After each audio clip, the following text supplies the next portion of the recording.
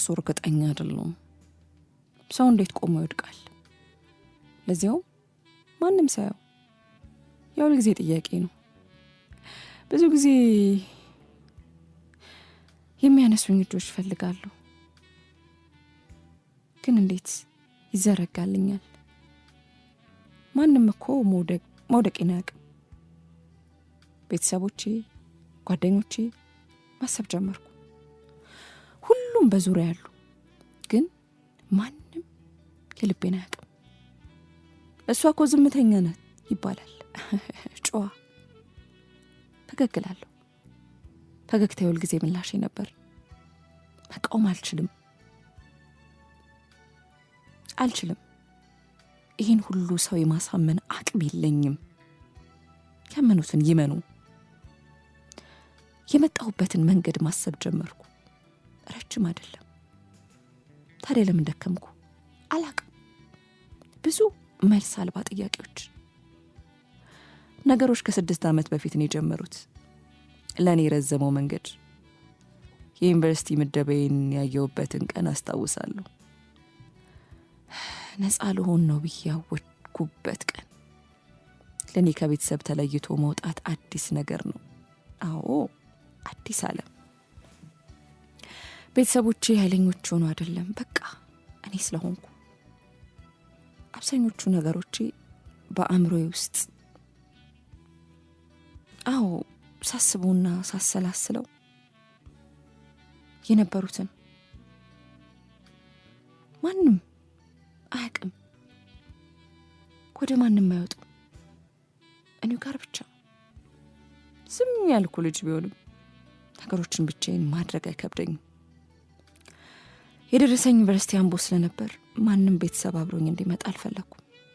ከአዲስ አበባ 2 ሰዓት መንገድ እኮ ነው። ማንንም አልፈልግም፣ ራሴ ሄዳለሁ ብዬ አስቸገርኩ። ነፃነቴን ከመጀመሪያው ማወጅ አሰኘኝ። ምንም ያክል አባቴ ቢተማመንብኝም ይህን ግን እሺ ሊል አልፈለገም። በብዙ ልመና ከብዙ ምክር ጋር እሺ አለ።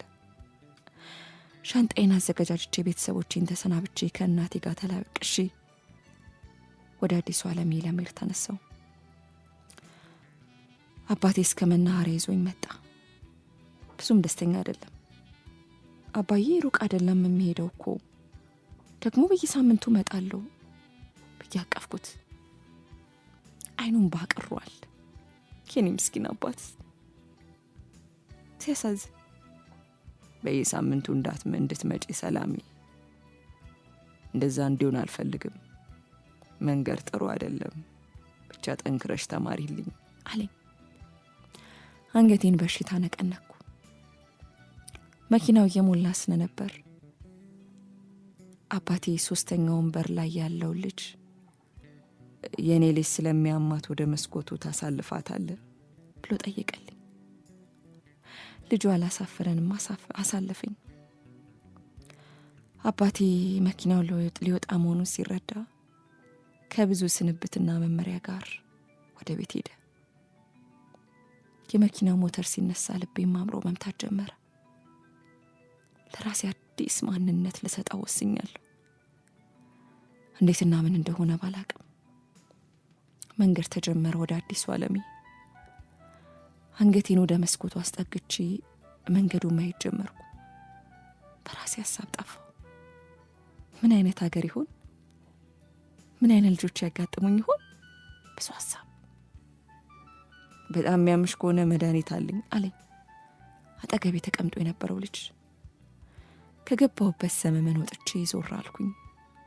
ጠይም ነው፣ መነጽር ያደረገ፣ እድሜው እንኳን ከኔ ከፍ ይላል። ተጠራጠርኩ። በእርግጠኝነት እኩያ አይደለም። በእጆቹ መሃል መጽሐፍ ይዟል። ርዕሱን ለማየት ሞከርኩ። ምን አገባሽ? የተጠየቅሽውን አትመልሺም? የራሴ ድምፅ አቃጨለብኝ። አይ አጭር መንገድ ስለሆነ ይቅርብኝ አልኩት በተቆራረጠ ድምፅ።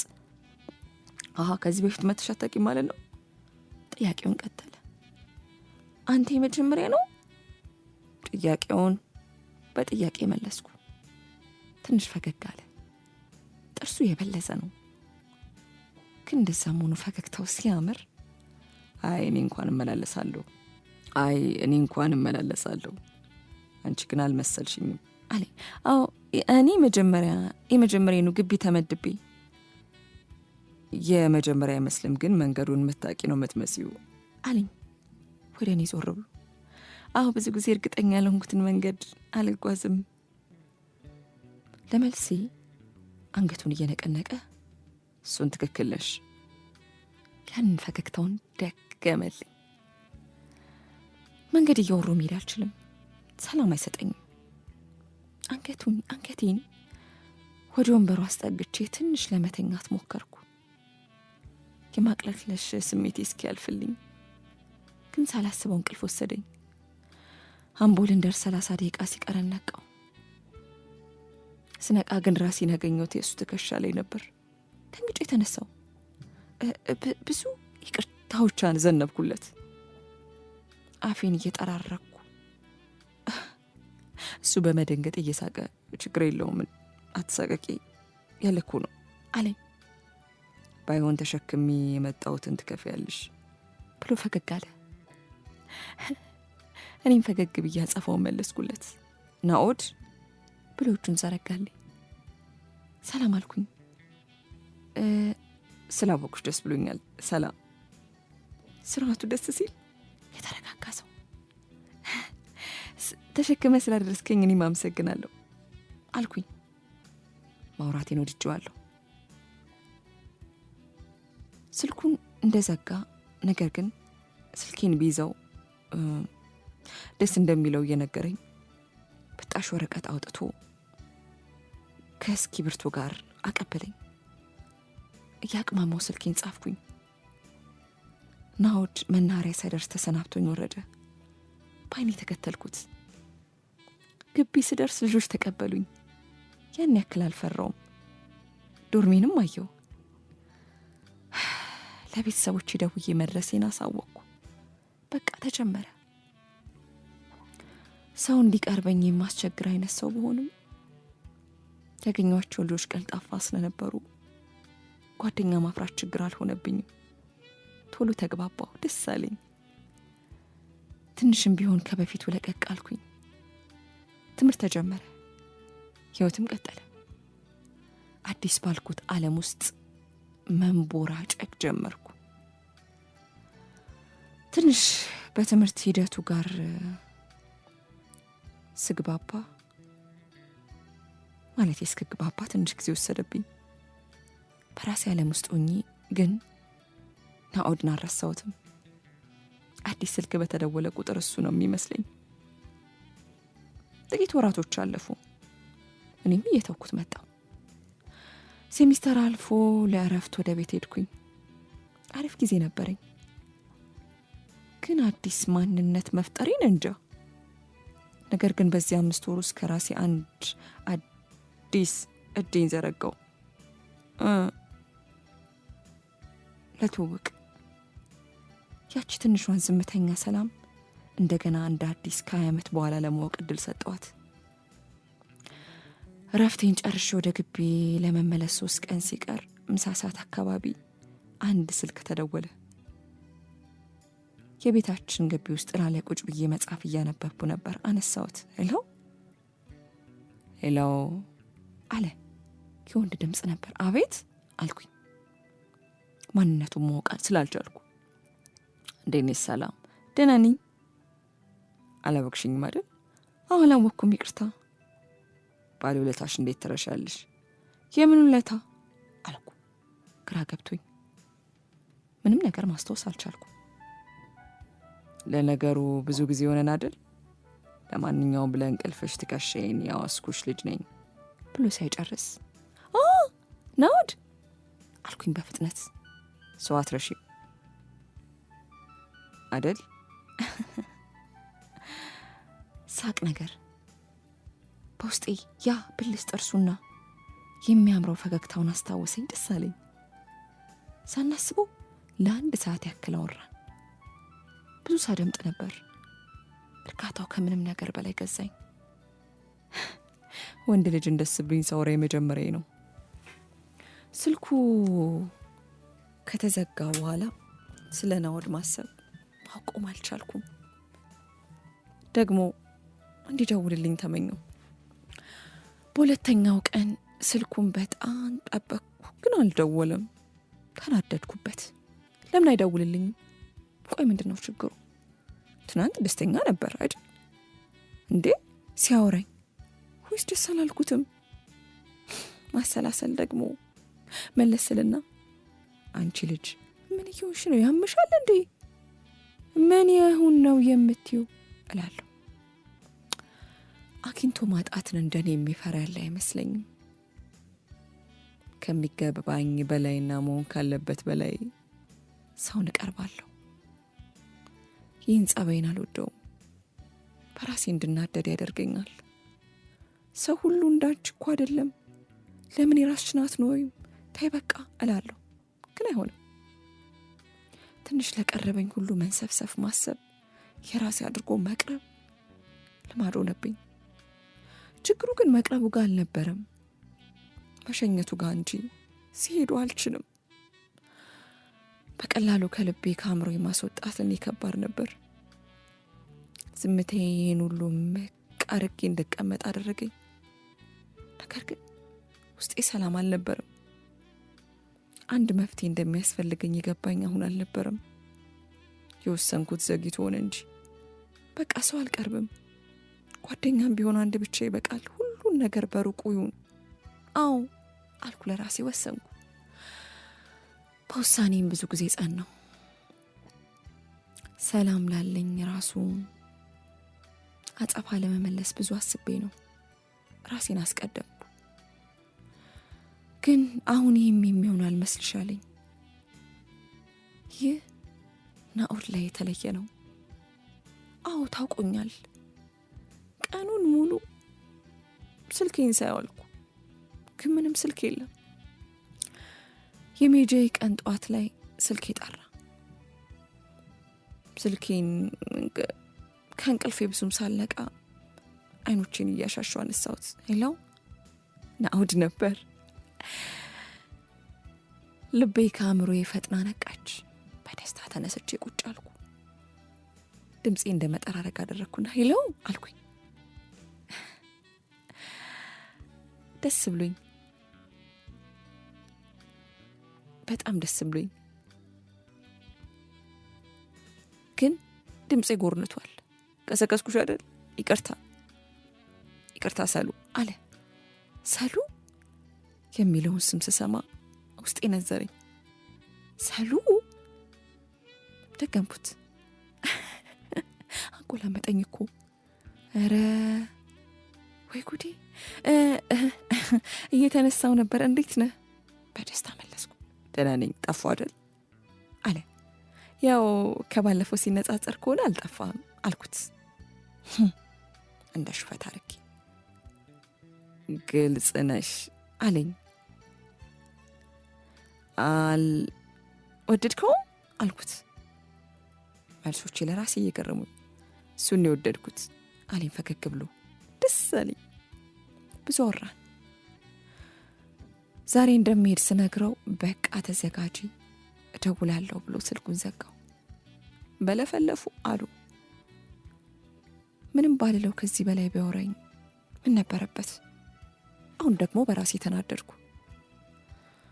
ሁለተኛ ስንብት አድርጌ ጉዞ ወደ አዲሱ ዓለሜ አምቦ።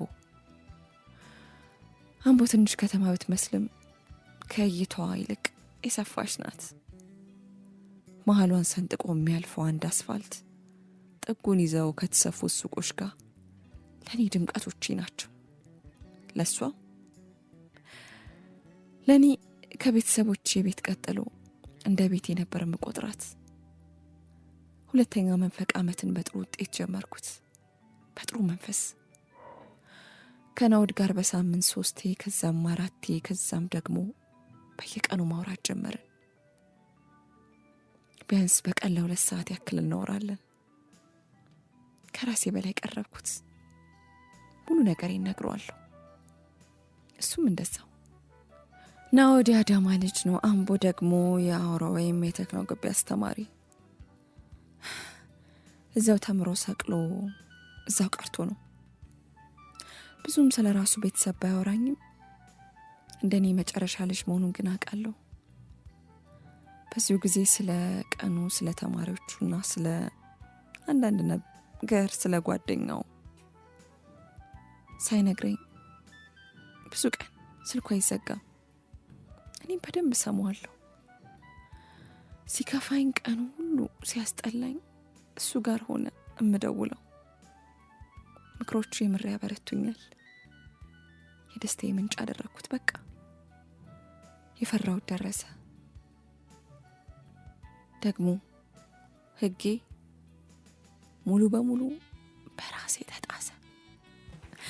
እንዲህ የተባለ 6 ወር በላይ ሆነ። በአካል ሳንገናኝ በስልክ ስናወራ ብቻ፣ ስንበሻሸቅ ብቻ፣ ስንሳሳቅ ብቻ፣ በራሳችን ዓለም ስንሽከረከር ብቻ። በራሴ መገናኘት እንዳለብኝ ወስኜ ለምን ግን አንገናኝም አልኩት። እሺ አለኝ። ብዙ ግን ደስተኛ አይደለም። ቢሆን ቶሎ ነው እሺ ያለው። ታዲያ ለምን እስካሁን አልጠየቀኝም? ግራ አጋባኝ። መጠየቅ ግን አልፈለኩም። ዋናው መስማማቱ ነው። በቃ የቀጠሮ ቀን ደረሰ። ለክት ይሆናል ብዬ ያሰብኳቸውን ልብሶች ሁሉ ሞከርኩ። አንዱም ደስ አላለኝም። ቆይ ልብስ የለኝም እንዴ? ተናደድኩ። እንደምንም ብዬ ራሴን ባለ ልብስ ለማስዋብ ሞከርኩ። ጸጉሬን ተሰርቼ ለቀኩት። ከመውጣቴ በፊት ራሴን በመስታወት አየሁት። አምሮብኛል። አዎ በእርግጠኝነት ናኦል ሲያይኝ ደስ ይለዋል። በራሴ ተማመንኩ። የቀጠሮ ቦታ ስንደርስ ስልኬን አውጥቼ ደወልኩለት። ከፊት ለፊት ያጠይም ረጅም እጅ በዛ ፈገግታው እጁን እያውለበለበ እንድመጣ ጠራኝ። ናኦድ። አሁንም ልቤ ከአእምሮዬ ቀደመች። ምቱ ጨመረ። የደም ዝውውሬም እንደዛው። አእምሮዬ ግን ቆሟል። ኧረ እግሬ ታዘዝ በቃ። እንዴ ስደነዝዝ እንዲህ ነኝ። እንደምንም ታግዬ ወደ እሱ ሄድኩኝ። ስደርስ ግን ብቻውን አልነበረም። ተናደድኩበት። እሱ ጋር ስደርስ እጄን ዘረጋው። ሰላምታ መሆኑ ነው። እጄን ጎተት አርጎ አቀፈኝ። ለትንሽ ደቂቃ አንገቱ ስር ተወሸኩ። ከዛም አጠገብ ወደ ተቀመጠው ልጅ እየጠቆመ በረከት አለኝ። ፈገግ ብዬ ሰላም አልኩት። ወንበር ስቦልኝ ተቀመጥኩ። በረከትን አወቅሽው አይደል አለ ናኦድ። አዎ። እንዴ ስሙ ካፍ መች ይጠፋል አልኩ። በረከት ፈገግ አለ። በረከት የናኦድ የልጅነት ጓደኛና አብሮ አደግ ነው። እንደ ናኦድ ከሆነው ከወንድሙም በላይ ነው። በረከት ቀይ ብዙም ረጅም የማይባል መልከ መልካም ልጅ ነው። እሱም እንደ ናኦድ ነው የሚሰራው። በመምጣቱ ባልቀየምም ባይመጣ ግን ደስተኛ ነበርኩ። ናኦድ እንደፈለኩ ማውራት፣ ማየት፣ መጠየቅ ፈልጌ ነበር። ግን ደስ የሚል ጊዜ ያሳለፍን። ብዙ ሳኩ፣ ብዙ የልጅነት ነገራቸውን ሰማው። ደስ አለኝ። ስለ ናኦድ ትንሽም ቢሆን አወቅኩ። በወሬዎቹ መሀል ሰርቄ ናኦድን አየዋለሁ። እርካታውንም ይገርመኛል። ሲስቅ ፈገግታው ይገለኛል። ቶሎ ብዬ ወደ ወሬ ይመለሳለሁ። እሱ ግን እያየሁት እንደሆነ አውቆ ይሁን አፍሮ ሙሉ ነገሩን ወደ በረከት ያደርገዋል። እንዲህ በስፋት ሳገኘ የመጀመሪያ ስለነበር ምንም አልመሰለኝም። ብቻ በተቻለኝ አቅም ለማውራት ሞከርኩ። ሰዓቱ መሸ። እኔ ግቢ ስለነበርኩ ሁለቱም እስከ ግቢ አስገብተውኝ ተመለሱ። ቢያንስ ናኦድ ወደ ኋላ ዘግይቶ ትንሽ ያወራኛል ብዬ ጠብቄ ነበር፣ ግን አልሆነም። ቻው ብሎኝ ሄደ። ነገሩ ብዙም አልገባኝም። ወይ እንዲህ ነው እንዲህ የሚሆነው? ምናልባት ሰው አግኝቼ ስለማላቅ ይሆናል። የመጀመሪያ ስለሆነ ወይ ደግሞ ከሰው ጋር ስለሆነ ይሆን እንዴ? ብቻ አላቅም። የማውቀው ነገር ቢሆን ናኦድ ግራ አጋብቶኛል። በሚቀጥለው ቀን ደውሎ እንደ በፊቱ አወራኝ። ምንም ለውጥ የለም። ልጠይቀው ፈለግኩ፣ ግን ደግሞ ፈራው። ምን ብዬ ጠይቀዋለሁ? ምን ብዬ? ምን ጠብቀሽ ነበር ቢልስ ምን ነበር ግን የጠበቅኩት? ናኦድ ምን ነው? ያልተመለሰ መልስ። ከዚህ ቀን በኋላ በደንብ መገናኘት ጀመርን። ብዙ ጊዜ ግን ከበረከት ጋር አብሮ ነበሩ። ነገሩ ምንም ሊገባኝ አልቻለም። ጥያቄውን መጠየቅ አልቻልኩም። ግልጽ የሆነ ነገር የለም። እኔ እንደምወደው እርግጠኛ ነኝ። እሱስ ግን ላውቅ አልቻልኩም። ሁሌም አንድ አይነት ስሜት ነው የሚታይበት። የተረጋጋ ሰው ነው፣ ሰው አክባሪ፣ በየቀኑ የኔን ውሎ ለመስማት የማይሰለቸው ናኦድ። ቆይ ግን ፍቅር እንዴት ነው የሚያደርገው? በምንድን ነው የሚለየው? የእሱ ምንድን ነው? መቼ የሚያዝነው ጓደኝነት አይደለም፣ ይህ ግልጽ ነው። ጓደኞቼን ለመጠየቅ ሞከርኩ፣ ግን አሁንም አልገባኝም። ምንም አይነት የፍቅር ግንኙነት ውስጥ እንደሌለ አውቃለሁ። ታዲያ ምንድን ነው? ሁሌም ቢሆን የማይሽራቸው ገደቦች አሉት እና እኔና እሱ ስለ ፍቅር አናወራም፣ እንደተነፋፈቅን አንነጋገርም። ከሰላምታ ከምንተቃቀፈው ውጪ ሌላ ንክኪ የለንም። በቃ የማይታለፉ መስመሮች። ግን እንደዚህም ሆኖ እሱን እንደ ማግኘት የሚያስደስተኝ ነገር የለም። ፍቅሬ፣ ጓዴ፣ ሀሳቤ፣ ጠበቄ እሱ ነበር። ቢያንስ በእድሜ 5 ዓመት ይበልጠኛል። አንዳንዴ ጥፋት የሚመስሉትን ነገሮች አይቶ ሲቆጣኝ ከምሬን ደስ ይለኛል። ሁሌም ቢሆን ምን ያህል እንደሚያስብልኝ ነው ማስበው። ሰሉ፣ አንቺ እኮ የዋህ ነሽ፣ ቶሎ ትጎጃለሽ ይለኛል። የዘውትር ማሳሰቢያው ነው። እንዴ ታዲያ አንተ ምንድነህ? ስራ ምንድን ነው እለዋለሁ እያሾፍኩበት። ናኦድ ካለ ምንም እንደማልሆን እርግጠኛ ነበርኩ። በራሴ ላይ እንደሱ አለመተማመን ይገርመኛል። ሁሌም መሸሸገዬ ናኦድ ናኦድ ናኦድ ናኦድ። ነገሮች እንዳሉ ቀጠሉ። እኔም እየተማርኩ እሱም እያስተማረ የመጨረሻ ዓመት ላይ ደረስኩ። 3ኛ ዓመት የትንሿ ዓለም የመጨረሻ ዓመት። መጀመሪያ ስመጣ የነበረ ነገር ትዝ አለኝ። ከራሴ ጋር የገባሁት ነገር ለራሴ ፈገግ አሰኘኝ። በትምህርት አሪፍ ውጤት ሰርቻለሁ። ራሴ ላይ ግን እንጃ፣ አሁን ላይ እርግጠኛ ያልሆንኩበት ነገር ውስጥ ነው ያለሁት። ናኦድ እርግጠኝነቴን ነጥቆኛል። የሱ ጥገኛ አድርጎኛል። የፈራሁትን በራሴ ላይ እንዳደርግ ፈርዶብኛል። እንደወዱ አድርጎኛል። ከዚህ በላይ ምን ፍርድ አለ? አረፌ ከተቀመጥኩበት ኮትቶ መንገድ ከመራኝ መሀል መንገድ ላይ ከመቆም በላይ እንዴ ቀጣዩን መንገድ ከመሸፈን በላይ ምን አለ? እንዳላልፎም እንዳልሄድም እስርስር አድርጎ ከማስቀመጥ በላይ ምን አለ? አሁን ስለ ነገሮች ይበልጥ ማውራት ፈለግኩኝ። አንድ ቀን ሲደውልልኝ ናኦድ አልኩት ለስለስ ባለ ድምፅ። ወይ አለ። ግን ምን ነህ? ማወቅ ነበረብኝ። መልሱን በጉጉት ጠበቅኩ። ሰሉ እንደዚህ አትጠይቀኝ አለኝ። ለምን ብሎ እንኳን የመጠየቅ አቅሜን ነጠቀኝ።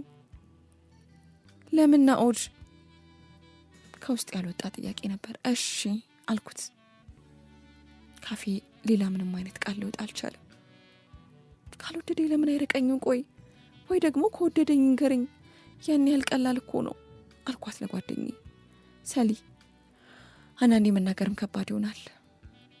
የራሱ ምክንያት ይኖረዋል። ታገሺ አለች። እስከ መች ልታገዝ? 2 ዓመት እኮ ሆነኝ። ቆይ አላሳስነው? አንድ ቀን ምሽት ላይ 3ታችንም አንድ ካፌ ቁጭ ብለን እያወራን በመሃል በረከት እኔ ምለው ሰሉ አለ። ሰሉ ሲለኝ ደስ አይለኝም። በቃ ናኦድ ብቻ እንዲለኝ ነው የምፈልገው።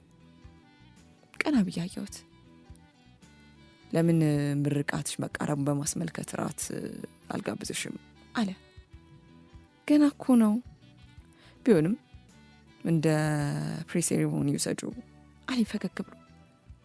በረከት ተግባቢ ልጅ ነው፣ ተጫዋች፣ ወሬ አዋቂ፣ ከሁሉ በላይ ምን እንደሚፈልግ ጠንቅቆ ያውቃል ሰው። እሱን አደንቅለታለሁ። እሺ እናንተ የሚመቻችሁን ቀን ንገሩኝና በቃ አልኩኝና ወደ ናኦድ አየሁ። ጥሩ ሀሳብ ነው አለ ናኦድ ምንም ካለ ማለት በማይሻል ሁኔታ። ማታ ዶርም ከገባው በኋላ ናኦድ ደወለልኝ። መቼ ነው ግን አንተ ናት የምትጋብዘኝ? በሹፈት መልክ። የእውነቴን ነበር የጠየቅኩት። ያው ልትጋበዥ አይደል እንዴ አለ ለማስቀየር እየሞከረ። ሁኔታው ስላልገባኝ እሺ ምን ልልበስ ግን ያውራት ከሆነ አይቀር አልኩኝ። ቀጥዬ በቃ እንግዲህ የራት ቀሚስ ፈልጋለሁ አልኩት። ሰሉ አለ በዛ ድምፅ። ወይ ብዙም አትዋቢ እሺ። ለምን? መልሱን ጠበቅኩ። ገና ደሪ በቃ። ኡፍ ናኦድ እንደዚህ ነው። ለብዙ ጥያቄዎች መልስ የለውም። ዛሬም ግራ ጋብቶኝ ስልኩን ዘጋው።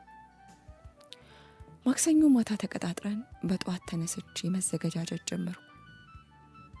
ረዘም ያለ ጥቁር የራት ቀሚስ ለበስኩ። ጸጉሬን ጠቅለላ አድርጌ ያስያዝኩት። አሁንም ለናኦድ ውብ ለመሆን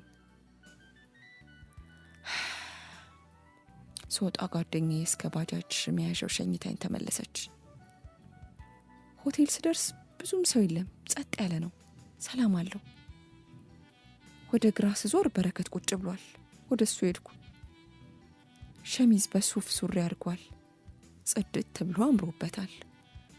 ሰላም ሚለኝ ሲነሳ አምሮብሃል ብዬ አቀፍኩት። ከአንቺ ባይበልጥም እያለ ፈገግ አለ። ከተቀመጥን በኋላ ሰዓቴን አየሁት። ናኦድ አልመጣም። በረከት ሁኔታ የገብቶ ስለነበር ናኦድ አይመጣም ሰሉ አለኝ። እንዴ ለምን አልኩት። ምን እንደተሰማኝ አሁን ራሱ አላቅም። ውስጤን ከፋኝ፣ በቃ የምር ከፋኝ። የሆነ የውጭ ኢንተርቪው አለው እና ቀድሞ አይናገርም እንዴ? ሌላ ቀን እኮ ማድረግ እንችል ነበር። ተናደድኩ። እንዴ ናኦድ ከሌለ እኔና አንቺ አብረን መሆን አንችልም ማለት ነው እንዴ አለ። አስተባብዬ ቶሎ ወደ ምግብ ማሰሱ ገባን። እንደምንም ራቱን በላው። በረከት እኔን ለማሳቅ ብዙ ይሞክራል። እኔም እንደምንም እስቃለሁ። የናኦድን ነገር ግን ማሰላሰል ማቆም አልቻልኩም። ምንድነው ችግሩ? ሊገባኝ አልቻለም። ሰዓቱ እንደሄደ ሳይ በቃ ልሂድ አልኩት።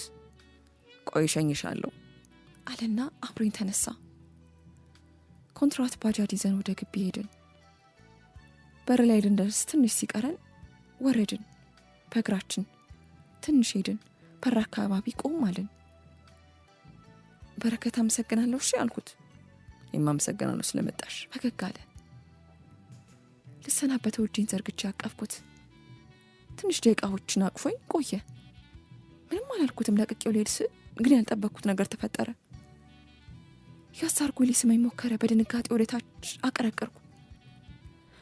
ምድር ተከፍታ ብትውጠኝ ምንኛ ደስ ባለኝ ነበር፣ ግን አልሆነም። አሁንም እዛ ነኝ።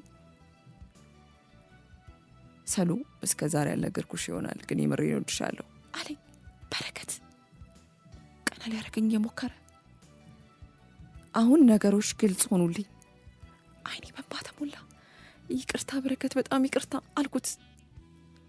እንዳቀረቀርኩ ቀና ብዬ ማየት ድፍረቱ ራሱ አጣው። ፊቴን አሱሬ የሮጥኩ ወደ ግቢ። ናኦድ ምንድነው የሰራው? አሁን ላይ በማን እንደተናደድኩ እንዳትዘንቁ ራሱ አላቅም።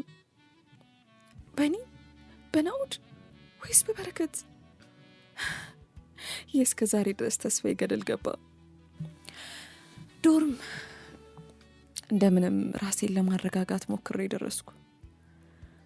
ወደ ሽንት ቤት ሄጄ ስቅስቅ ብዬ አለቀስኩ። ስልኬ ይጠራል። ናኦድ ነበር። ምን ቀርቶት ይደውላል ደግሞ? ከዚህ በላይ ምን ሊያደርገኝ ነው? ናኦድ ሆን ብሎ ራቱ ላይ እንዳልመጣ ገባኝ። ይህ ሁሉ እቅድ ነበር፣ እኔን የመሰባበር እቅድ። ናኦድ ያለማቋረጥ ይደውላል፣ ቴክስት ይጽፋል። ሰሉ ስልኩን አንሹ፣ ሰሉ ደህና ነሽ ግን? ከበረከት ጋር እንደወሩ እርግጠኛ ሆንኩ። ስልኬን አጥፍቼ ወደ ዶርም ገባሁ። የተገላበጥኩ እንቅልፍ አልባ ሌሊት አሳለፍኩ። ጠዋት ላይ ስልኬን ስከፍት ብዙ ያልተሳካ ጥሪ ገባልኝ። ናኦድና በረከት ናቸው። ተከታታይ ቀናት ክላስ ስላልነበር ተነስቼ ወደ ቤት ሄድኩ። ራሴን ማረጋጋት ነበረብኝ። ለጥቂት ቀናት መልሼ ስልኬን አጠፋው። ማንንም ማውራት አልፈለግኩም። በተለይ ናኦድን በቃ መሸሽ ብቻ ነበር የፈለግኩት። ከሁሉም መሸሽ። ትንሽ የዝምታ ጊዜያት ከራሴ ጋር አሳለፍኩ። ቤት ሁኔታ የግራ ቢያጋባቸውም ደፍሮ ምንድን ነው ያለኝ ግን የለም። አሁን ነገሩ ገብቶኛል። እስካሁን ናኦድ ለሱ ሳይሆን ለበረከት ነበር እየፈለገኝ የነበረው። ታዲያ ይህ ሁሉ ስልክ ለምን አስፈለገ? ያ ሁሉ ፈገግታ፣ ያ ሁሉ እንክብካቤ ስለምን? ለማን? ስለ እኔ ምንም እያሰበ አይደለም ማለት ነው። እኔ ሲወደድኩት፣ እኔ የምንሰፈሰፍለት፣ እኔ ደስታዬ በሱ ላይ የመሰረትኩት እኔስ ገና ሳይው ልቤ የሚከተለው እኔስ ምንም ብል እማምነው። አዎ ምንም ቢል እኔ ሁሉንም የህይወት ህጎች የሰበርኩለት እኔስ ምን ልሁን? እንደ አዲስ ያወቅኳትን ያቺ ምስኪን ማንነቴን የነጠቀኝ እኔ ግን አሁንም እሱ ራሱ ባቆመኝ መንገድ ላይ ደንስሼ ቆሜያለሁ። የትም እንዳልሄድ ታብትቦኛል። አሁን የፈራሁት ቦታ ላይ ነኝ። ማን ያግዘኝ? ማን ከልቤ ፈንቅሎ ያወጣው? ማን? ከሳምንት በኋላ አንድ ቴክስት ገባልኝ። ሰሉ ስለተፈጠረው ነገር ይቅርታ መጠየቅ ይኖርብኝ አይኖርብኝ እርግጠኛ አይደለሁም፣ ግን እንዳስቀየምኩሽ አውቃለሁ። ጓደኛነትሽንም አጥቼዋለሁ። ይቅርታ ሰሉ። እኔ በእኔ በኩል ብቻ ያለውን ነው የተመለከትኩት። ይህ ደግሞ ትክክል አልነበረም። በረከት ነበር። ላለመመለስ ፈለግኩ። ነገር ግን ደግሞ ማፍቀር እኮ ስህተት አይደለም፣ ተፈጥሮ ነው። እሱ በገባው መንገድ ነገረኝ፣ በቃ ነገረኝ። ስለዚህ አንተ ትክክል ነህ፣ በመሰለ መንገድ ሄደሃል። ይህ ደግሞ ስህተት አይደለም። ምንም አይነት ቅያሜ በአንተ ላይ ልብ ያልያዘም፣ እመነኝ። ግን አንድ ነገር ላስቸግር። ከዚህ በኋላ ባናወራ ደስ ይለኛል። ለናኦድም ንገርልኝ፣ አይደውልልኝ። በቃ የምር ሰላሜን እያጣው ነው። የምታስቡልኝ ከሆነ ከኔ ራቁ። መልካም ህይወት ይሆንላችሁ። ደግሜ ሳላነብ ላኩለት። ቀጥዬም የሁለቱንም ስልክ ብላክሊስት ውስጥ ከተትኩት። በቃ አልኩኝ። አዎ፣ ግን እንደሱ ቀላል አልነበረም። ናኦድን መርሳት የማይታሰብ ሆነ። በእያንዳንዱ ድርጊቴ ውስጥ አስታውሰዋለሁ። ሁሌም እኮ አብሮኛል። ይናፍቀኛል፣ ሳቁ ይናፍቀኛል፣ ናኦድ ይናፍቀኛል፣ ስልኩ ይናፍቀኛል። ግን ወደ ኋላ መመለስ አልችልም። ምርቃት ሊደርሱ 2 ሳምንት ምናምን ሲቀረው ዶርም መቃለሽ ብለው በስጦታ የተጠቀለለ ነገር ሰጡኝ። ምንድን ነው ብልም መልስ የለም። ዝም ብለሽ ክፈች ውስቲ አለች ጓደኛዬ። ከፈትኩት። ከላዩ ላይ ወረቀት አለ። አንስቼ ያገላበጥኩት። ለእኔ ሰላም፣ ለእኔ ብቻ ሰሉ ይላል። ልቤ ደነገጠ። ማንበብ ቀጠልኩ። ከይቅርታ በላይ ቃል አግኝቼ ብልሽ ደስ ይለኝ ነበር፣ ግን አጣው። አንቺ ትለያለሽ፣ እኔ ግን አንቺ አይደለሁም። ያደረኩት ነገር ሁሉ ይገባኛል። ይቅርታሽም አይገባኝም፣ ግን ይቅርታ ከዚህ በኋላ አልረብሽም። ባስመርቅሽ ምንኛ ደስ ባለኝ። በራሴ እጅ አጥቼሻለሁ፣ ለሱ ደግሞ ቅጣቴን አገኛለሁ። ጾታዬ እንደምትቀበይኝ ተስፋ አለኝ። መልካም ህይወት ይሁንልሽ ይላል። ከዓይኖቼ እንባ መውረድ ጀመሩ። አዎ፣ ስጦታውን ከፈትኩት። የወርቅ ሀብል ነበር። ስልኬን አንስቼ ደወልኩ። ስልኩ ግን አይሰራም። ለመጨረሻ ጊዜ መልሶቼን ላገኝ ሞከሩ። ስልኩ ዝግ ነው። ወደ በረከት ደወልኩ። የሱም አይሰራም። የባሰ እሪ ያልኩት አዘቅዝቅ ያለቀስኩ። ሀብሉን አንገቴ ላይ ያሰርኩት። አይገርምም? ይህ ሁሉ ከሆነ 3 ዓመታት አለፉ። ትምህርቱም አለቀ።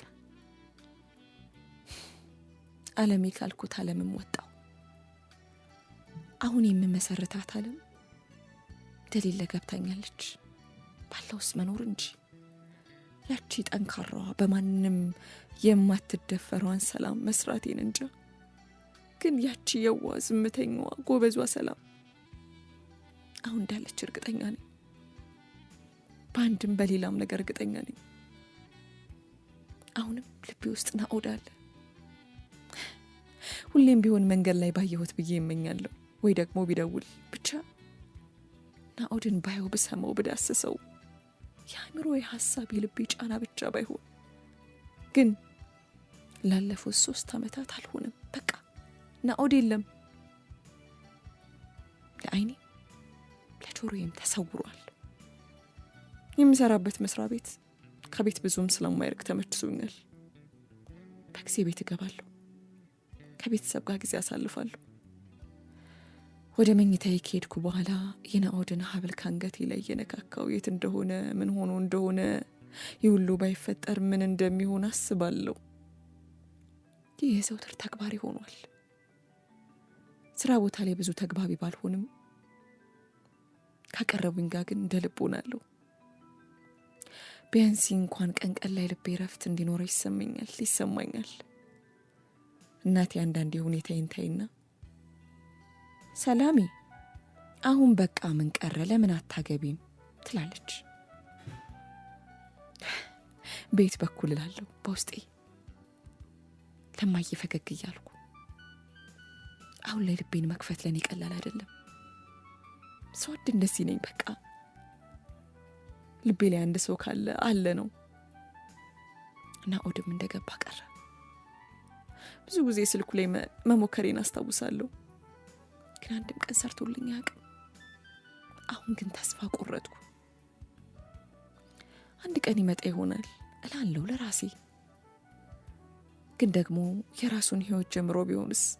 በቃ ሁሉን ነገር ተይው፣ የራስሽን ነገር ጀምሪ የውስጤ መልስ ነው። ቆይ ግን ሰው ከአንድ በላይ ሰው ማፍቀር ይችላል? አንዴ ካፌ ጥግ ላይ ተቀምጬ ማሰብ ጀመርኩ።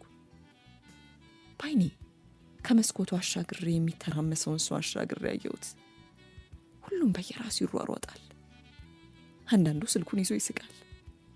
አንዳንዱ አጠገቡ ካለው ሰው ጋር በስሜት ያውጋል። አንዳንዱ ብቻውን እየተወራጨ ይሄዳል። ሰላም አንቺ ብቻ አይደለሽም፣ ሁሉም የራሱ ነገር አለው፣ በቃ ተይው። አንዳንዴ እኔ ቆሜ ዓለም እየሄደች ይመስለኛል። ሁሉም ጥለውኝ ሄዱ። እኔ ብቻ የቀረሁኝ እስኪመስለኝ ድረስ እፈራለሁ። እነዚህ ያሳለፍኳቸው ዓመታት ልቤን ብቻ አልነበር የሚቀሙኝ፣ እምነቴን፣ የመኖር ተስፋዬን ወስዶታል። ይሄ ሁሉ ታዲያ ለምን? ታዲያስ እስከ መች ነው እንደዚህ የምቀጥለው? እስከ መች? በቃ መራመድ ያለብኝ። ለሁሉም ጥያቄ መልስ መጠበቅ የለብኝም። ምክንያቱም መልስ የሌላቸው ጥያቄዎች አሉ። ውስጤን ማስማማት አቃተኝ። ሰው አለው የሚል ድምፅ ከሀሳቤ ነበር ያነቃኝ። አይ የለም። ብዙም ሳልዞር አልኩ። ወንበሩን ስቦ ተቀመጠ። ከረበድኩሽ ይቅርታ፣ የስልኬን ባትሪ ጨርሼ መሰኪያ ያለው ቦታ እየፈለኩኝ አንቺ ያለሽበት ጋር ነው ያለው፣ ለዛ ነው። ችግር የለውም አልረበሽከኝም። ቀና ብዬ አየሁት። ትንሽ ደነገጥኩ። ሁኔታው ገረመኝ፣ ግራ ገብቶት ምን ነው? አይ ምንም፣ ትንሽ ከማቀው ሰው ጋር ትመሳሰላል። የምር የእውነት የሚገርም ነው አልኩኝ ተደነቄ። የእውነት የሚገርም ነው፣ ጠይም ነው፣ ረዘም ያለ የሆኑ ነገሮቹ ናኦድን አስታውሰኝ። ለትንሽ ደቂቃ ደነገጥኩ። ማንን ማለት ይቻላል? የማይረሳ ጓደኛን አልኩኝ ፈገግ ብዬ። ጥሩ ትውስታ ነው የሆንኩት። አላቅም ጥሩ ትውስታ ወይስ መጥፎ እንደዛ ነገር አልኩት። አቤም አለኝ። ሰላም አልኩት። ብዙ ወራን። እዚሁ አካባቢ ለአንድ ጉዳይ መጥቶ እንደሆነ ነገረኝ። ትንሽ አይቼ ለመሄድ ተነሳው። እሺ ጥሩ ትውስታ ስለሆንኩሽ ደስ ብሎኛል አለኝ። ፈገግ ብዬ መልካም ጊዜን ተመኝቼለት ወጣው። በነጋታው ቢሮ ከስብሰባ በኋላ አለቄ ያስጠራኝ። መልካም አለቃ አለኝ። ሁሌም እንዳደግ የሚፈልግ ከሰራተኛው ይልቅ እንደ ልጁ የሚያየኝ። ለዚህ ነው መሰለኝ ስራ ስገባ ሰላም የሚሆነኝ። አቤት። ሰላም። እስቲ ቁጭ በይ። እንደምታውቂው አዲሱ ፕሮጀክት ማናጀር ነገ ይጀምራል። ያው ከዚህ በኋላ እሱ ነው እንግዲህ ኢሚዲየት አለቃሽ። ያው የሚያስፈልጉ ነገሮች ሁሉ ይሟላሉ። በዚህ በኩል ይሄንን ኃላፊነት ሰጥቼሻለሁ። እሺ ሁሉም ይስተካከላል አልኩኝ። በስራ ያልቀልድም፣ ሁሉንም አስቤ ነው የማደርገው። ይህን ደግሞ ሁሉም ሰራተኛ ያውቃል። ቀኑን ሙሉ ቢሮ ስናስተካክልና አንዳንድ የሚያስፈልጉ ሰነዶችን ስናሟላ ቆየን። አድካሚ ቀን ነበር። ቀጥታ ወደ ቤት ሄድኩኝ። በነጋታው ገና ቢሮ እንደገባው ቢሮ እንደምፈለግ ተነገረኝ። ቦርሴን አስቀምጬ ቀጥታ ወደ አለቃዬ ቢሮ ገባው። ኦ ሰላም መጣሽ፣ ግቢ አሉኝና አጠገባቸው ለቆመው ወጣት ሰላም ማለት እሷ ናት፣ የፕሮጀክቱ ኮኦርዲኔተር። ሰላም ታዋቂው አዲሱ አለቃሽ ነው አሉ። ልቤ ደርቃ ቀረች። ያየሁትን ማመን አቃተኝ። ረጅም ጠይም ጥርሰ ብልዝ ወጣት። እንዴ ምንድነው ይሁን ያለው? ህልም ነው አይደል? መለየት አልቻልኩም። እዚህ ምን ይሰራል?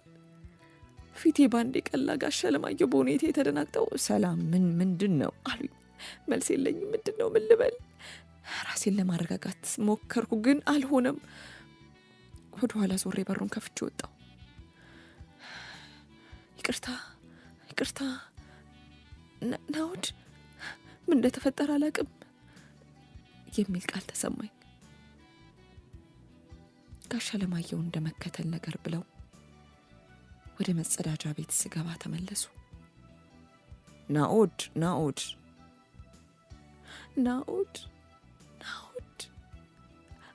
ግን ለምንድን ነው ይሄ የሚሆነው? ላገግም ነበር እኮ ጭራሽ አንድ መስሪያ ቤት ውስጥ ጭራሽ አለቃ። ሰው እንዴት ከድክመቱ ጋር አብሮ ሊሰራ ይችላል? ወይኔ! ቃላት አውጥቼ ጮኩ። ፊቴን ታጠብኩና እንደምንም ተረጋግቼ ተመልሼ ወደ ጋሽ አለማየሁ ቢሮ አቀን ነው። እንደገባው ጋሽ አለማየሁን እያየሁ ይቅርታ፣ በጣም ከጧት ጀምሮ ደስ የሚል ስሜት ላይ አልነበርኩም አልኩኝ። ችግር የለውም፣ አሁን ደህና ነሽ፣ ዋናው ደህና መሆንሽ ነው አሉኝ ጋሽ አለማየሁ።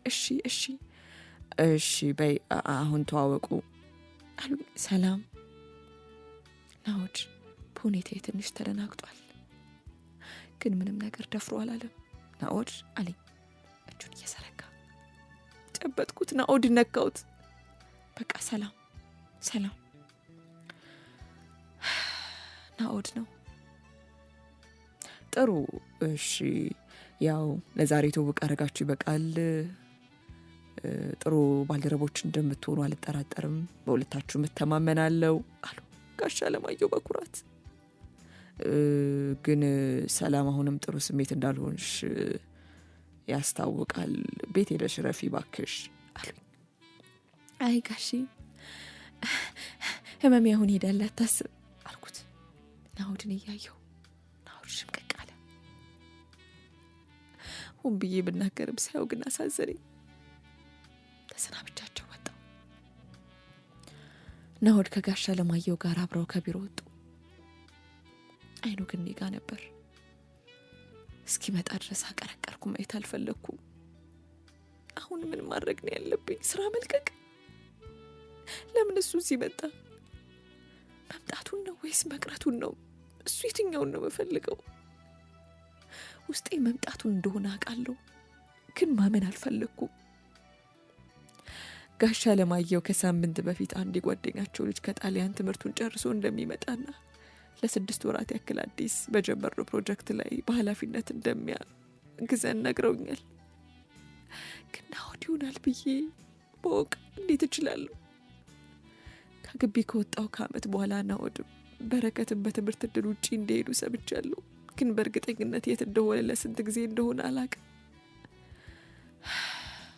ይህንን ከሰማሁ በኋላ ስልክ መሞከር ማቆሜን አስታውሳለሁ። አሁን ግን ናኦድ መጥቷል። ህመሜን፣ ፍርሃቴን፣ ፍቅሬን፣ ንዴቴን ልጋፈጥ ነው። ግን አሁን ላይ ይሄ እያስፈራኝ የድሮ ሰላም አይደለሁም። አሁን ለራሴ ከማንም በላይ ያስባለሁ። ጋሻ ለማየው ይተማመኑብኛል። ይህንን ደግሞ አረጋግጥላቸዋለሁ። በነጋታው በድሮ ሰዓት የስራ ገባው። ናኦድ ቀድሞኝ ገብቷል። ቢሮ እንደመጣ አስጠራኝ። ሄድኩኝ። ከፍቼ ስገባ ወንበሩ ላይ ተቀምጦ ወረቀቶችን ያገላብጣል። ስገባ ቀና ብሎ አየኝና ሰሉ እንዴት ነሽ አለ። እንደ ድሮ ደህና ነኝ ናኦዴ፣ ወይም ከፍቶኛል ናኦዴ ብዬ ላቅፈው አቅማጣው። አይሆንም። አሁን ከልቤ አይምሮዬ መቅደም ጀምሯል። እንዴት ናቶ ናኦድ አልኩት። ናኦድ ፊቱን ጨምደድ አድርጎ ከወንበሩ ተነሳና ወደ እኔ ተጠጋ። ሰሉ፣ ይህንን የመጠየቅ መብት እንደሌለኝ አውቃለሁ፣ ግን ደህና መሆንሽ ማወቅ ፈልጋለሁ አለ። ከልቡ ሲናገር አውቃለሁ። ፊቱ ላይ በትክክል ያሳብቅበታል። ማስመሰል እሱ አይደለም። ግን ለጥያቄው ትክክለኛ ሰዓት አሁን አልነበረም። ለምን ነበር ቢሮ ያስጠራኸኝ? የምረዳ ነገር አለ? ለየትኛውም ጥያቄ መልስ ለመስጠት ዝግጁ አይደለሁም።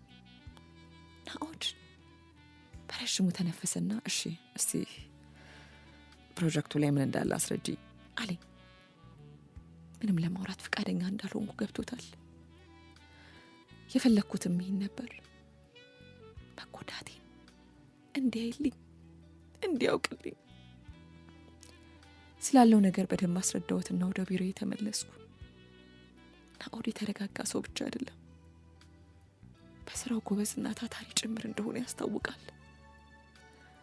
ካወቅኩት ጊዜ ጀምሮም ያኔ በተማሪዎቹ የሚወደድና በግቢው የሚጠራ አስተማሪ ነበር። ብቃቱ ለማንም ጥርጥር አልነበረው። ቀኑን ሙሉ የሱ ቢሮ በር ላይ እንዳፈጠጥኩ 10 ሰዓት ሲል ናኦድ ቢሮውን ከፍቶ ወጣና ነገ ስብሰባ እንደሚኖር ሁሉም እንደሚገኝ አስታውቆ አይኔን እያየ ተሰናብቶን ወጣ። ከትንሽ ደቂቃዎች በኋላ እኔም ወደ ቤት ለመሄድ ወጣ። በዛ ጊዜ ነበር ናኦድ መኪና ውስጥ ቁጭ ብሎ እኔን እየጠበቀ እንደሆነ ያየሁት። ፊቴን አዙሮ ወደ በሩ ሄድኩኝ። መኪናውን አስነስቶ ተከተለኝ። ከዚህ በላይ መሯሯጥ አልፈለኩም። ቆምኩኝ። ከመኪናው ወርዶ ወደ እኔ መጣ። ምንድነው አልኩት ያፈጠጥኩበት። ሰሉ፣ ሙሉ የመናደድ መብት አለሽ፣ ግን አንዴ ብቻ ስሚ። ተው ናኦድ። አይኔን ባቀረቀረ። እስካሁን ልረሳው ያልቻልኩትን ነገር ሁሉ ማስታወስ ጀመርኩ። ሰሉ፣ ሁሉንም አስረዳሽ። አንተ እኮ ይሄን አታውቅም። ሁሉንም በራስ መንገድ ነው የምታደርገው። እንደዛ እንዳልሆነ ታውቂያለሽ። እጄን ያዘኝ። አላውቅም። ሁሌም ለአንተ ትክክል የመሰለ ነገር ሁሉ እንድቀበል ማስገደድ ነው ማውቀው። እሱን ነው ማውቀው። ትይዘኝ ይበል ተናደድኩ። ሰሉ፣ ያደረግኩት ነገር ጥፋት እንደሆነ ከኔ በላይ ማንም አያውቅም። ግን ምን ላድርግ? ናኦድ፣ እወዳለሁ እኮ። ሳላስበው ካፌ ወጣ። እወድ ነበር። ለማስተካከል ሞከርኩ። አውቃለሁ። ብሎች ይለቀቀው። አውቃለሁ። ደገሙ እና እኔ እንኳን አላሳዝንም። አይኑን አየሁት። ሰሉ፣ እወድሻለሁ አለ አይኔን እያየ። ሳላስበው ጮክ ብዬ ሳኩ። ከ3 ምናምን ዓመት በኋላ ለዚህ ሁሉ የጠበቀኝ ስመታ ጊዜያት በኋላ የምፈልገውን ቃል ሰማሁት። ግን ቃላቶቹ እንደጠበቁት አይነት ስሜት አልሰጡኝም። ከቤተሰቦቹ ጀምሮ ጓደኞቹ ሁሉ ደስተኛ እንደሆንኩ ነው የሚያውቁት። ስለዚህ ደህና ነኝ። አዎ እሱን ነው ማወቅ የፈለግከው? ና ወዲኸው መልሱ። ከዚያሽ ምሽት በኋላ ደህና አይደለሁም። በረከት እንደሚወደኝ ከነገረኝ ምሽት በኋላ ሰላምን አይደለሁም። ያንተን ድምፅ መስማት ካቆምኩ በኋላ ደህና አይደለሁም። በጣም ታምሜያለሁ፣ ግን ደህና ነኝ። አሁን እተነፍሳለሁ። ለቤተሰቦቼ አሁንም ኩራታቸው ነኝ፣ ለጓደኞቼ መከታቸው፣ ለአለቃዬ መተማመኛው። ታዲያ ደህና አይደለሁም? ይህን ሁሉ ልለው ፈለግኩ፣ ግን አላልኩትም። ተውኩት። ወደ ቤት መሄድ አለብኝ አልኩት፣ ሁሉንም ካፌ እየመለስኩ። ትንሽ ብቻ ቁጭ ብለን እናውራ አለ ናኦድ። ደህና እደር። ወደ ኋላ ሳላይ ቀጥ ብዬ መንገዱን ወጣሁት። ናኦድ ከኋላዬ እንደቀረ ተመልሼ ባወራው ደስ ይለኝ ነበር፣ ግን አይሆንም። ቀጥታ ወደ ቤት ሄድኩ። ለአንድ ሰው ባወራ እረፍት ይሰማኝ ነበር፣ ግን እንደዛ አይደለም። ሁልጊዜ ዝምታን እመርጣለሁ። በእኝታ ቤቴ ገብቼ ጥቅልል ብዬ ለመተኛት ሞከርኩ። ሰላሜን ግን አላገኘሁም። ይህንን ነገር መፍታት አለብኝ። ለ6 ወራት እንደዚህ መቆየት አልችልም። መፍትሄ ያስፈልገኛል። በነጋታው በጠዋት ቢሮ ደረስኩ። ናኦድ መኪናውን ተደግፎ ቆሟል። ቀጥታ ወደ መኪናው ገብቼ ቁጭ አልኩ። ናኦድ ተከትሎኝ ገባ። እሺ አስረዳኝ አልኩት፣ ፊቴን ወደ እሱ ሳልመልስ። ሰላም አመሰግናለሁ አለ። ወደ እኔ ዞሮ ዝም አልኩት። ሰሉ፣ ብታምኝም ባታምኝም ገና የመጀመሪያ ቀን ከአባትሽ ጋር እዛ መኪና በር ላይ ሳይሽ ነው ልቤ መታልሽ። ግን ለመደወል ራሱ 5 ወር ፈጀብኝ ስፈራ ስቸር አለና ቀጠለ። በረከት እንደ ራሴ ነው የምወደው፣ ምንም ነገር አደርግለታለሁ። ግን ጥፋቱ ይሄ ሁሉ ጊዜ አውቄው ራሱ ነገሮችን ግልጽ ሆኜ ያላወራው። የመጀመሪያ ቀን ከመደወሌ 3 ቀን በፊት ምናምን ፎቶሽን ቴሌግራም ላይ እያየው ነበር። በመሀል ስልኩን አወጣና መነካካት ጀመረ። ምን እያደረገ ነው? ግራ ገባኝ። ስልኩን ወደ እኔ አዙሮ እያሳየኝ፣ ይህን ፎቶሽን ወደድኩትና ስልኬ ላይ አወረድኩት። እስካሁን ፎቶስ አለ ስልኬ ላይ። ናኦድ ቀጠለ። ማውራት ከጀመርን ትንሽ ወራቶች በኋላ በረከት ስልኬን ሲጎረጉር ፎቶሽን ሲያየው በደስታ አበደ። የሆነ ጊዜ ሜካፕ ሄዶ ደስ የምትል ልጅ እንዳየ፣ ነገር ግን ማውራት ፈርቶ እንደተመለሰ ነግሮኛል። እንደማውቅ ሲጠይቀኝና እንዳገኝሽ እንድረዳው ሲጠይቀኝ ምንም ማለት አልቻልኩም ከሺ ውጭ። እመኚኝ ሳልወድሽ ቀርቼ አልነበረም፣ ግን በረከት ነው። ሰሉ፣ ሁሌም ቢሆን እኮ ባገኝሽ ደስቴ ነው፣ ግን እንገናኝ ማለት ፈራው። ካገኘሁሽ ለበረከት አሳልፌ እንደምሰጥሽ እርግጠኛ ነበርኩ። ግን እንዴት ብዬ እንገናኝ ልበልሽ? ያለውን ሁኔታ አስታወስኩ። ሰሉ፣ ያኔ ተቀጣጥረን ስትመጪ የተሰማኝ ስሜት ከባድ ነበር፣ ግን መሳቅ ነበረብኝ። የዛን ቀንኛ ስንመለስ በረከት የነበረውን ደስታ ብታይ ግን ምን ዋጋ አለው? ስደውልሽ ብቻ ነው ደስታዬ የማገኘው። ሳላስበው ከሁሉ በላይ ወደድኩሽ፣ የመጀመሪያ ነበርሽ ምናምን አልልም፣ ግን የመጨረሻ የሆነሽ ከአንቺ በኋላ ምንም ላሰብ አልችልም ነበር። በረከት ደግሞ በዚህ በኩል እኔ ላይ ተስፋ አደረገ። እስካሁን እንደሚቆጭኝ ታውቂያለሽ። መልሴን አልጠበቅም። አሁን ግን ወደ እሱ ዞሬ ማድመጥ ጀመርኩ። ብዙ ነገሬን አለመናገሬ፣ ጓደኛዬ ከሁሉ በላይ ደግሞ አንቺን አሳጣኝ። እንባ ባይኑ ሞላ። ምንም ማለት አልቻልኩም። ሁሌም እንደምወድሽ ልነግርሽልና እንዴት ብዬ በረከት ሁኔታሽን እያየ ሲሄድ ሁሉ ነገር ይተዋል ብዬ አሰብኩ፣ ግን አልሆነም። በመጨረሻ ስለ ራቱ ሀሳብ አወራኝ። በእውነት እንደዛ ርቆ ሄዳል ብዬ አላሰብኩ ነበር፣ ግን ደግሞ መስማማት ነበረብኝና ሳልወድ በግድ ተስማሙ። የዛን ቀን ማታ በረከት ከቤት ከወጣ ጀምሮ እያንዳንዷን ድርጊት እያሰለሰልኩ ስቃጠል አመሸው። ቅናት፣ ቁጭት፣ የጥፋተኝነት ስሜት፣ ደግሞ ጓደኝነት፣ ይህ ሁሉ ነበር ያንገበገበኝ። ከቆይታዎች በኋላ በረከት ደውሎልኝ የተፈጠረውን ሁሉ ነገረኝ። አንቺ እንደተረበሽና እንዳልተረጋጋሽ፣ ከዛ ደውዬ አንቺን እንዳረጋጋሽ ለመነኝ። ደጋግሜ ደወልኩ፣ አታነሺ። በዛ ሰዓት ምን አለ አጠገብሽ በሆንኩ ብዬ ተመኘው። ባክፍሽ ተንከባክቤ ይቅርታሽን ባገኘው፣ ግን አልሆነም። በረከት ነገር ሁሉ አልገባውም። ከቀናት በኋላ ሁኔታውን አስረዳሁት። በጣም እንደምወድሽ ነገርኩት። አልቻልኩማ። ፊቱ ላይ ያየሁትን የጥፋተኝነት ስሜት እስካሁን አልረሳውም። ምንም አላለም። ወንድም ነኝ ብዬ አስብ ነበር አለኝ እና ጥሎኝ ወጣ። እውነቱን ነው። የጓደኛውን ፍቅር የቀማ ራስ ወዳድ አስባልኩት። ምንም የማያውቀው ምስኪን ልጅ። በቃ ናውድ ቀጠለ። ትዝ ይልሻል የመጀመሪያ ቀን መኪና ውስጥ የማላውቀውን መንገድ አልጓዝም ያልሽኝ? የምር በጣም ነበር ውስጥ የቀረው። ግን እኔ እሱን መንገድ ተጓዝኩኝ፣ የማላውቀውን የራስ ወዳድነት መንገድ። አንቺንም በረከትንም ዋሸኋችሁ። ዞር ብሎ ወደ አንገቴ ተመለከተ። ሀብሉን እየፈለገ ነበር፣ አልተሳሳተም። አሁንም አንገቴ ላይ ነው። ፈገግ አለ። የመጨረሻው ማስታወሻ የሰጠሁሽ የሚሄድ ቀን ነበር። በቃ ገብቶኛል ምን ያህል እንደሰበርኩሽ። አንቺ ያን ያክል በእኔ አትጨክኝም ነበር። ልርቅሽ ወሰንኩ፣ ሰላምሽን ልሰጥሽ። ግን የዛኔም ትክክል አልነበርኩም። ያንዳንዷ ከአንቺ ጋር ያሳለፍኩት ጊዜ በምንምና በማንም አይተካም። እምባይ ከዓይኔ እየጠረኩ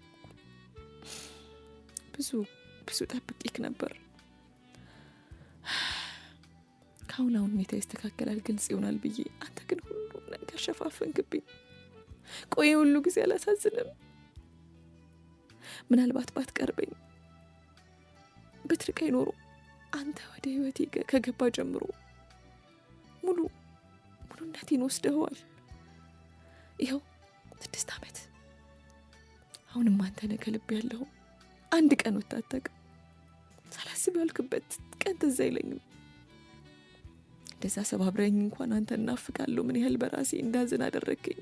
ይሄን ታውቃለህ። አሁንም እንባ ከዓይኔ ያልጠፋው። ለትንሽ ደቂቃዎች መኪናው ዝምታ ሰፈነ። ሁለታችንም ዝም አለ። ዝም። አምቄ ያዝኩትን ሁሉ በነፃነት ዘረገፍኩትና ናኦድን፣ አዎ አልፈራውም ከዚህ በኋላ አልኩ። ናኦድ ነፃነቴ ነው ሰሉ። አሁንም ከይቅርታ በላይ ምንም ልሽ አልችልም፣ ግን ቢዘገይም ሁሉ ነገር ማወቅ እንዳለብሽ ስላመንኩ ነው። ይህንን ዋቂልኝ። አሁንም የኔ ሰላም አንቺ ነሽ አለ ቀስ ባለ ድምፅ። ምንም አላልኩም። እምባይን እየጠራረኩ ልወርድ ስል ከበረከት ጋር ሰላም ነን፣ እንደ ድሮ ነን፣ ሰላም ነን። የእሱ ነገር እንደሚያስጨንቅሽ ስለማቅ ነው አለ ናኦድ። አዎ ትክክል ነው። ከበረከት ጋር መቀየማቸው አስጨንቆኝ ነበር። ይህን ያክል ነው የሚያቀኝ። ከዚህ ዓመት ሁሉ በኋላ ራሱ አይረሳ። ናኦድ ከበረከት ውጭ ማንም የለውም። ጓደኛውን ቤተሰቡን በረከት ነው። አሁን ላይ ሰላም መሆናቸው ሰላም ሰጠኝ። ናኦድ የነገረኝን ሁሉ ያሰላሰልኩት። ማን ነው ጥፋተኛ? ማን ነው? ማንም። በቃ ሁላችንም ትክክል የመሰለን ነገር አደረግን። ስለዚህ ሁላችንም ዋጋ ከፍለንበታል። ከዛን ቀን በኋላ የ2 ሳምንት የጥሞና ቀናት ሁለታችንም አሳልፈን በዝምታ ውስጥ ቆየን። ሰላምታ እንለዋወጣለን፣ ስራችንን እንሰራለን። በቃ ለእኔ ግን አሁን ላይ ስራ መግባቱ የበለጠ አጓጊ እየሆነልኝ ነው። በዚህ ጊዜ ከናኦድ ጋር ነኝ። ሙሉ በሙሉ ስራ ቢሆንም ግን አብሮኛል። አሁን ላይ አንድ ነገር ተረዳው። እሱ ላይ ቂምም ሆነ ጥላቻ የለኝም። እንደዛ ሰውን የነበረው እሱን ካጠገቤ በማጣቴ ነበር። እሱን ሳገኘው ተረጋጋው። አሁን ከተተበተብኩበት መንገድ ነፃ ሆኛለሁ፣ ተፈትቻለሁ። ስራም በጥሩ ሁኔታ ከታሰበው በላይ እየሄደ ነው። እውነት ነበር፣ እኔና ናኦድ ጥሩ ቡድን ይወጣናል። ወራቶች ያለፉ፣ ስራው ሊያልቅ 2 ወር ቀረው። ናኦድም ሊሄድ እንደዛው። ይህን ሳስብ ግን ከፋኝ። እስከ ዛሬ ምንም ብዬው አላውቅም። እሰራለሁ፣ በመሀል ስላለንበት ህይወት እናወራለን። በቃ ተሰነባብተን ወደምንሄድበት እንሄዳለን። የሳምንቱ መጨረሻ ላይ ትንሽ ቢሮ አመሸው። ጨርሼ ከቢሮ ስወጣ ናኦድ ብቻ በዛ ሰልካካ ቁመቱ ጠረጴዛውን ተደግፎ ቢሮ ፊት ለፊት ቆሟል። ዙሪያውን አየሁኝ፣ ማንም የለም። ከዛ እሱን ምን ነው በሚመስል አስተያየት አየሁት። ሰሉ አለ በለመደበት አጠራር። ታውቂያለሽ ወደዚህ ስመጣ 2 መስጫ ይዤ ነበር። ያሰብኩት ካልሆነ በ6 ወር ልመለስ፣ ያሰብኩት ደግሞ ከሆነ የቀረኝን ዕቃ ከዛ ላስልክ። ከበረከት ጋር ያቀድ ነው አለና ፈገግ አለ መልሶ። ግን አለና ቀረቀረ። እዚህ መስሪያ ቤት ስመጣ አጋጣሚ አይደለም፣ ሆን ብዬ ነው። እዚህ ቦታም ለመስራት ስመጣ ለአንቺ ቅርብ መሆንበትን መርጬ ነው። ከምታስቢው በላይ ላለፉት ዓመታት ስከታተልሽ ነበር። በመጨረሻም ከበረከት ጋር መምጣት እንዳለብኝ ወሰንን። ደግሞ ረስቼው ሰላም ብሎሻል፣ የቆንጅዬ ሴት ልጅ አባት ሆኗል ብሎ ፈገግ አለ። ሰሉ ወደዚህ ስመጣ የመጀመሪያ የመጨረሻ እቅዴ አንቺ ነበርሽ። ግን አለ ማስጨረስ አልቻልኩም። እየሮጥኩ ሄጄ የተጠመጠምኩበት ጭምቅ አድርጌ ያቀፍኩት፣ እሱም አጥብቆ ያዘኝ። ናኦዴ በአንተ ተስፋ ቆርጬ ላቅም አልችልም። አዎ በቃ ሁሉንም ትቼዋለሁ አልኩትና ከቀፎ ወጥቼ እጄን ዘረጋውለት። እንደ አዲስ ታሪክ እንጻፍ፣ 2ታችን ብቻ አልኩ። እጁን ዘረጋና ናኦድ ሰላም አልኩት፣ እጁን እየጨበጥኩ። ሰሉ ብልሽ ቅር ይልሻል አለኝ፣ እጄን እየሳመኝ። መለሽ ያቀፉ ውስጥ ገባው። በቃ እንደዚህ ነው። ሁሉም ሰው በራሱ ትክክል ነው። እኔም ናኦድም